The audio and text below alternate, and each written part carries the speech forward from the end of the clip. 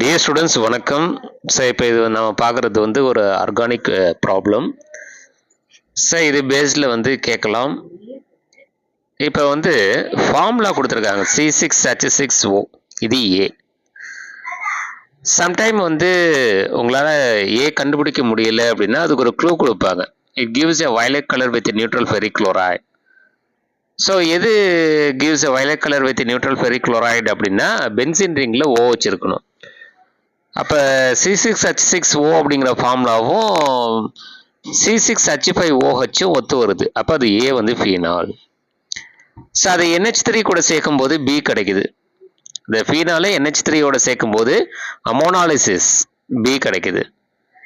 ஏ கூட benzoyl chloride சேர்க்கும்போது in presence of pyridine C கிடைக்குது. இது ஒரு ஸ்காட் அண்ட் பவுமன் ரியாக்ஷன், கரெக்டுங்களா? So identify ABC. இப்போ ஏ என்ன அப்படிங்கிறது ஃபீனால் அப்படிங்கிறது தெரியுது. அது கூட அமோனியா சேர்த்து anhydrous zinc chloride and just heat பண்ணால் ஒரு HOH எடுத்துட்டு H2O போயிடும். அப்போ பென்சின் ரிங்கில் NH2 வந்து சேரும். அதுக்கு பேர் அனிலீன் அப்படிங்கிறது ஃபார்முலா C6H5NH2 அல்லது பென்சின் ரிங்கில் NH2 குரூப். அடுத்தது அந்த ஏ கூட C6H5COCl பென்சாயில் குளோரைடு அப்படிங்கிறது நம்ம சேர்க்குறோம் அப்படின்னா in presence of NaOH sodium hydroxide and pyridine it is a bases. So நமக்கு என்ன கிடைக்கும் அப்படின்னா HCl வெளில போயிட்டு ஸோ ஒரு டைஃபினைல் எஸ்டர் அப்படிங்கிறது கிடைக்கும். ஸோ நமக்கு கிடைக்கிறது என்ன அப்படின்னு பார்த்தீங்கன்னா it is a diphenyl ester, அதாவது ஃபினைல் பென்சோயேட் அப்படிங்கிறது கிடைக்கும்.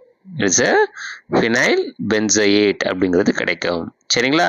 இப்போ ஏ அப்படிங்கிறது ஃபீனால், பி அப்படிங்கிறது அனிலின், சி அப்படிங்கிறது என்னது? இது ஃபினைல் பென்சோயேட். சரிங்களா? ஸோ ஒரு விஷயம் நம்ம கரெக்டாக சொல்லிடணும். ஏலேருந்து சி ஃபார்ம் ஆகிறது பார்த்தீங்கன்னா it is a Scott and Baumann reaction அப்படிங்கிறத நம்ம தெளிவாக சொல்லிடணும். சரிங்களா? ஸோ இதே இடத்துல வந்து ஒரு கொஸ்டின் வந்து ஸ்காட் அண்ட் பவுமன் ரியாக்ஷன் அப்படிங்கிறத ஒரு 2 மார்க்லேயோ அல்லது 3 மார்க்லேயோ வந்து பப்ளிக்கில் கேட்டிருக்காங்க.